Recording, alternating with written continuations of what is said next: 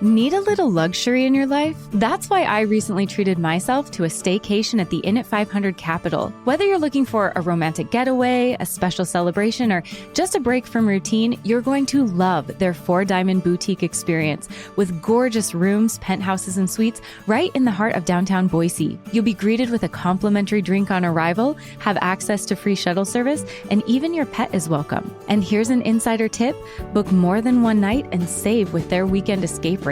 Book your stay now at inat500.com.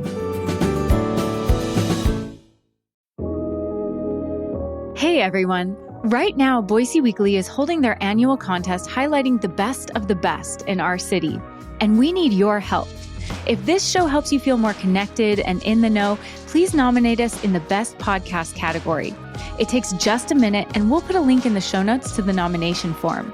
Thanks for your support, Boise.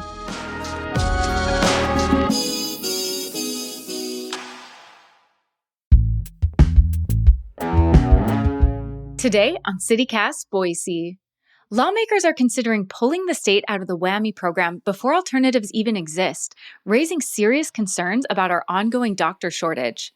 Meanwhile, the legislature passed a new constitutional amendment that would take the power to legalize marijuana away from Idaho voters. And will we see chaplains in schools? It's Monday, March 17th. I'm Lindsay Van Allen, and this is what Boise's talking about. Joining me for another episode of Capitol Chatter is James Dawson, legislative reporter with Boise State Public Radio. Thank you so much for being here again, Jimmy. Hey, glad to be back, Lindsay. Are you glad? Because it's starting to feel like the marathon phase of the legislative session. So I wanted to revisit our bet a little bit. How are you feeling about the session ending in March? I'm feeling terrible about it. I think you're going to win. I don't want to win. The thing is even if you win or I win, like, we all come out losers. Yeah. So look, there was some seasoned legislators this past week, saying that they might think mid to late April is when they'll get out of there, which is just, I've got a vacation planned, and if they're not gone, that's on them. I'm out. That's honestly horrifying news. Like, I have a mid-April birthday, and I'm going to be honest, it's going to be tricky to celebrate if we're not done, if the legislative session is still hanging over my head like that. Now, I said March 25th. You said April 4th? April 4th. Yes. Okay. So, yeah, you're probably going to win this now, and I'm going to have to buy you beer or ice cream or whatever your heart desires. Maybe we'll do like an exchange, because we'll both be losers. Yeah, there you go. There you go. Well, while we're stuck in what feels like a never-ending legislative cycle, I definitely want to dive into the new WWAMI medical education bill, because there's been two now, and this one is a little different, and it seems to be getting a little traction in the legislature. So what's different about this bill, and does it seem likely to pass? Yeah, well, it already passed the House last Thursday. As for the differences, the first one would have completely gotten rid of, the state's relationship with WWAMI, which is this partnership with several states around us based out of University of Washington's medical school, basically training new doctors. And this version, it doesn't explicitly say that they're going to pull out all 40 seats that the state pays for and guarantees for Idaho students. It says at least 10 by the 2027 school year will be gone. And in its place, starting in 2026, you'll get 10 more seats at the University of Utah Medical School, and that goes up by 10 new students each year until they hit 30 new seats. So if they stick to that, just 10 seats being removed from WWAMI, then it would be a net gain of 20 seats for these physician training programs. And can I clarify with you, because as I was reading about this, as I've listened to the debate, it doesn't seem clear where all these new seats would come from, or where they, some people talked about maybe at Brigham Young University Medical School, which hasn't even opened yet, or at the Idaho College of Osteopathic Medicine, or ICOM in Meridian, which currently doesn't offer MD degrees as far as I'm aware.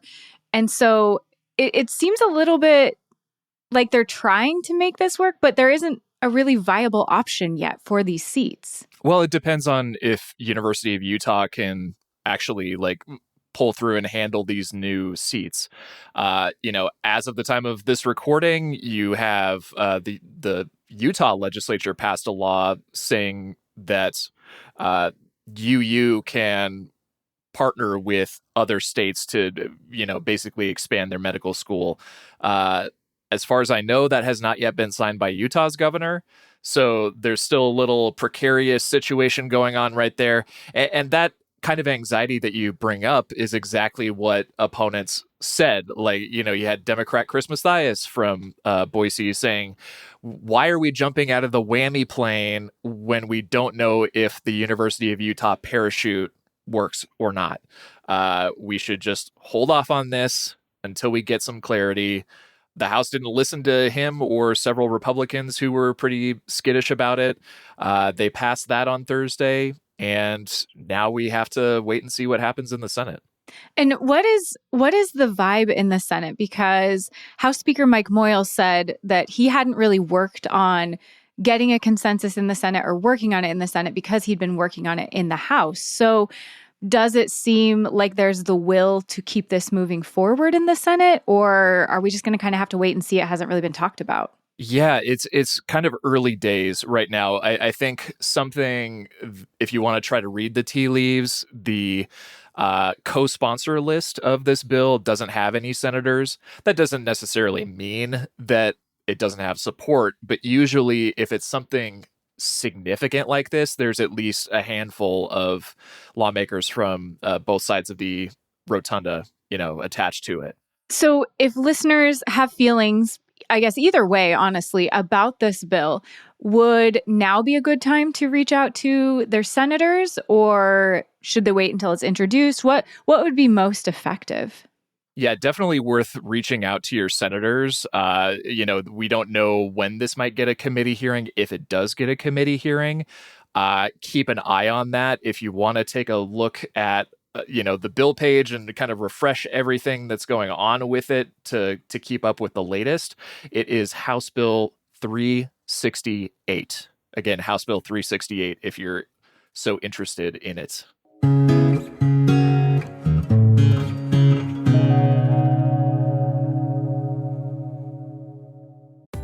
This episode is sponsored by Babbel. Are you holding back on foreign travel plans this year because you're afraid of the language gap? I'm not, because I have Babbel. I'm David Plotz, the CEO of CityCast, and I'm learning Spanish on Babbel, getting ready for a trip to Mexico City. Babbel is the language learning app that gets you talking. Babbel's quick 10-minute lessons, handcrafted by over 200 language experts, get you to begin speaking your new language in 3 weeks or at whatever pace you choose. Babbel's tips and tools are inspired by the real-life stuff you actually need when communicating. With a focus on conversation, you'll be ready to talk wherever you go. Babbel has given me great lessons on getting directions, ordering in a restaurant, and making plans. And of all the things I'm doing in Mexico City, I'm probably most excited about the soccer game we're going to. So I was excited to learn how to cheer from Babbel. That'll be me you'll hear yelling, "Fuerza Tigres! Fuerza Tigres!" With over 16 million subscriptions sold, Babbel's 14 award-winning language courses are backed by a 20-day money-back guarantee. Let's get more of you talking in a new language. Babbel is gifting our listeners 60% off subscriptions at babbel.com/citycast. Get up to 60% off at babbel.com/citycast. Spelled BABBEL.com/citycast. Babbel.com/citycast. Rules and restrictions may apply. Campfire season's back, and that means s'mores. But when you're at home treating yourself, take them over ice with Dunkin' S'mores Cold Brew Concentrate. And suddenly you're always treating yourself. The home with Dunkin' is where you want to be. Click or tap the banner to shop now. In this segment, Jimmy is going to present 3 different bills or, things happening in the legislature that maybe weren't long enough to talk about in a whole segment, but we definitely want listeners to know about. And then I have to decide whether I would pass that legislation, amend it, change it somehow, or table it, essentially kill it. So, okay, Jimmy, what are my options this week? This week, we got a personal bill introduced. That means that it's not going anywhere. It's not trying to go anywhere, but a topic of discussion. And that would be legalizing medical marijuana, which is something that the Idaho legislature has vehemently been opposed to for a very long time. Then we had this bill that was introduced last week that would allow school districts to hire or somehow, get a volunteer school chaplain, public school chaplain, who may or may not talk to students, might just be limited to staff members and faculty. It's kind of up to each individual school district.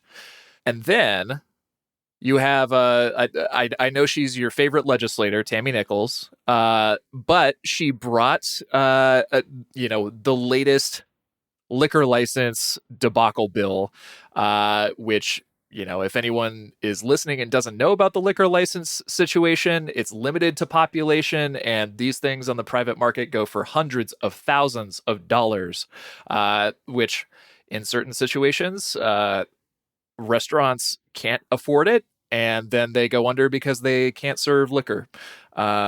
So her bill would make it so there's a new classification of liquor licenses for restaurants only.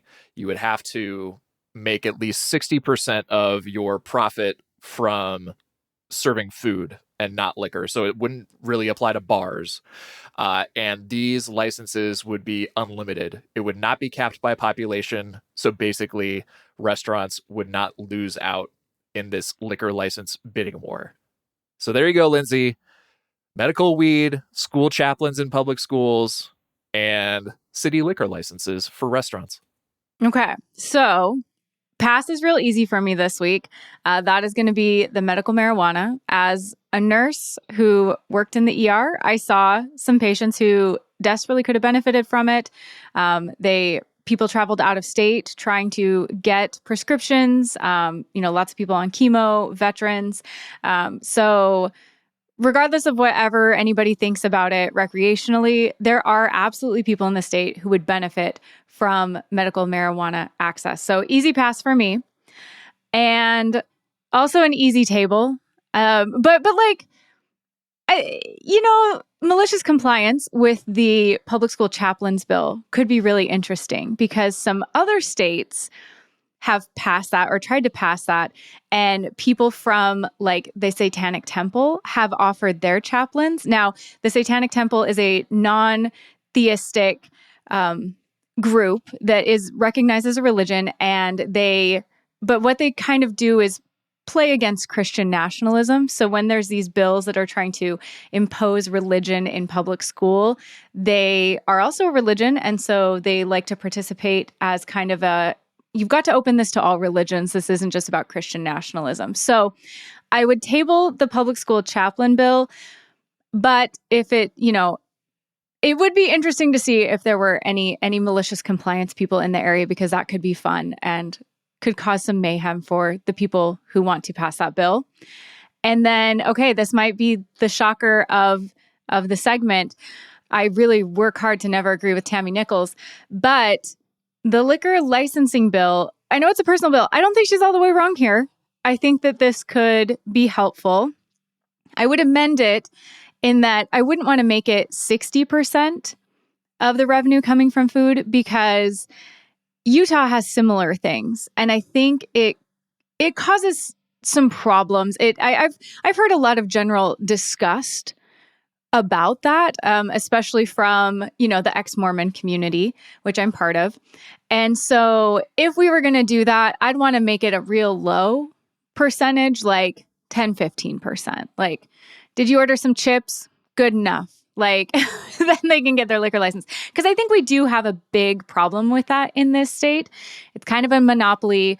Certain companies really were able to buy them up and control that. That controls what restaurants we have. If we say we like the free market as much as we claim we do, I would like to see those licenses open much more up, much more available. And so I don't want it based on population, but I'd want the percentage of food that the institution or the restaurant has to serve be much lower, like 10, 15%. Since you brought up Utah, as a compromise to getting that lower threshold of food, would you be interested in bringing back the Zion Curtain?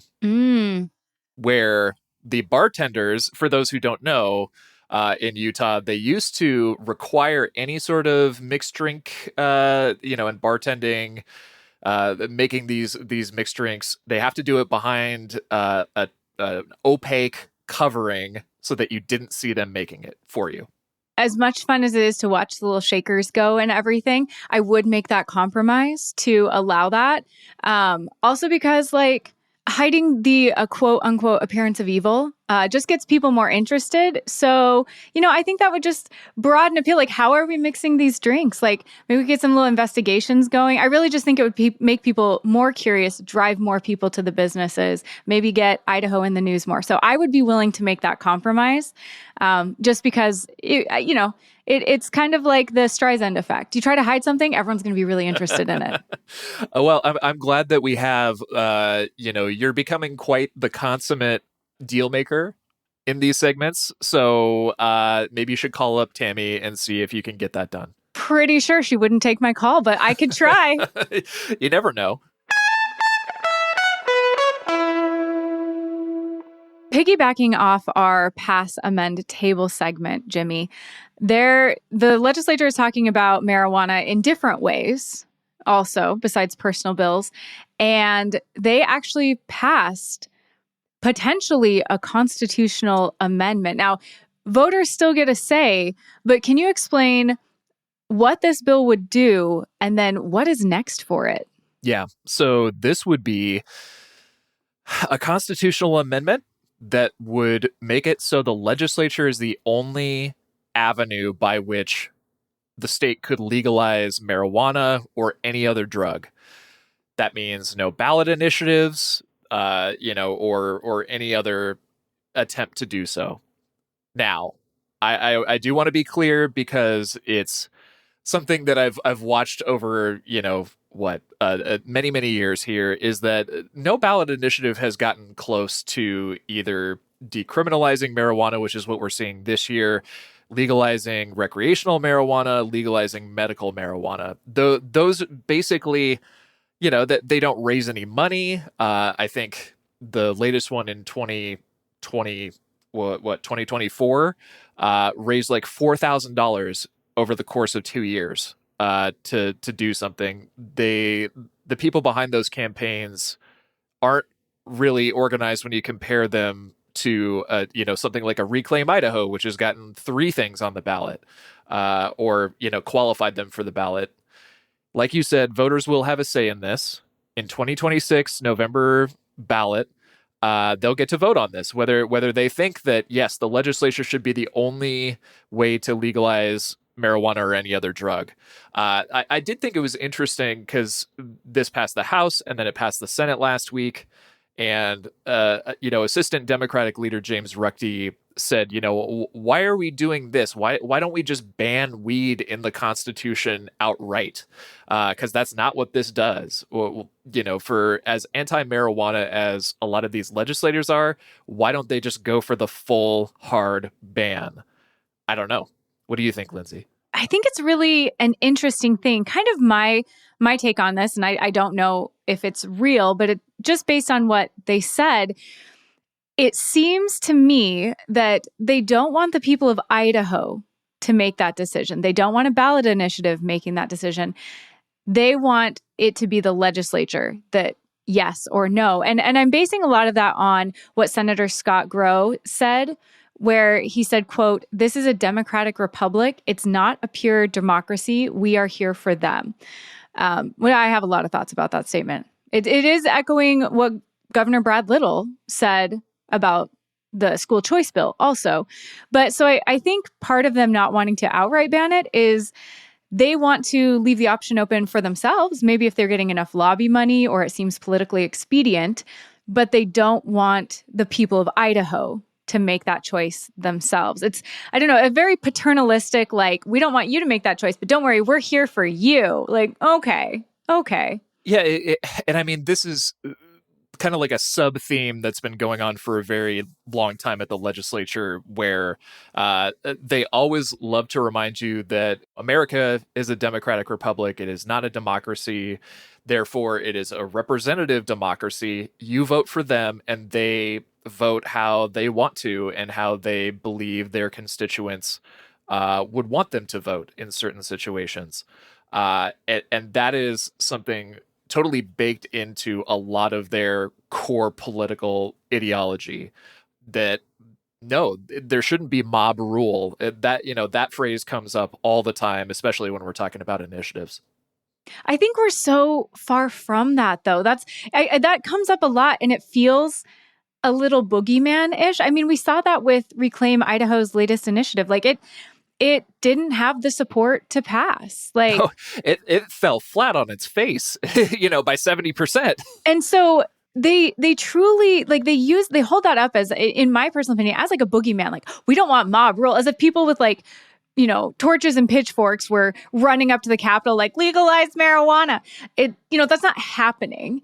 And so it just feels like this boogeyman, when a theme of this show and, this segment, or these episodes particularly, has been, they aren't really listening. It doesn't seem like they're really listening to voters. And then they turn around and are like, but if you didn't have us here, it would be mob rule. Like, I know I said it before, it's very paternalistic. So were there concerns from anybody, who passed this measure about marijuana itself, or was this just really we want to retain this power for ourselves and not give it to voters? Oh, I mean, there was a lot of talk about, the effects of marijuana and what they have on society. A lot of statistics that were selectively chosen, I would say, to try to scare people into thinking that marijuana is basically going to kill you. Which you can't really overdose on marijuana. Let's just put that out there. However, there are significant public health questions, like, what does it do to the developing brain for, even if you're 21, we know that, brains don't really start cementing itself fully until you're 25. Right.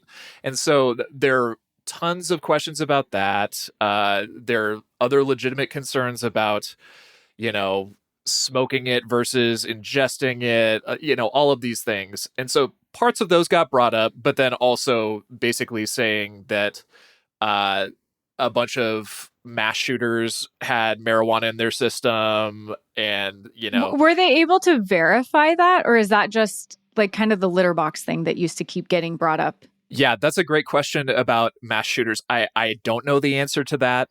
I'm sure that there are statistics out there people can go look up if they're interested. But yeah, lots of other things, mental health issues surrounding, frequent marijuana use, et cetera, et cetera. A lot of those points got brought up, but then a lot of points, as you mentioned, about we should be the ultimate arbiter of whether or not these things become legal in Idaho. Yeah, just a quick aside from, my history working as a nurse, there was a common theme when I worked in the ER that we would much rather have a patient who had marijuana. Usually they were just chill. They wanted a nap, get them an IV, they'll be fine. As opposed to somebody who was like super, super, super drunk. Those were the patients who were really violent. You were concerned. They were labile. You did not know what was going to happen in those rooms. And so these stats are always interesting to me based on, what my experience was working in healthcare versus, these conversations we're having in the legislature. So what is next for this bill? Like, it got passed by the House and the Senate. So Idaho voters will have a say. What does that look like? Yeah, so this skips the governor entirely until he goes to cast his ballot. Next November, we're talking November 2026, this will be on the ballot, and it only needs a simple majority to pass. Well, Jimmy, thank you so much. I know we're in maybe the home stretch, maybe not. I don't know. I was hoping, but man, this is the marathon portion. Like, mile 17, we got to keep going. We can't stop. So thank you for taking the time to break this all down and explain what's happening. Happy to do it. That's all for today here on CityCast Boise. If you enjoyed the show, make sure and subscribe to our Hey Boise newsletter for more legislative updates. We'll be back tomorrow morning with a surprisingly heartfelt development in Nampa. You won't want to miss it. Is it snowing? What? It's snowing outside my window right now.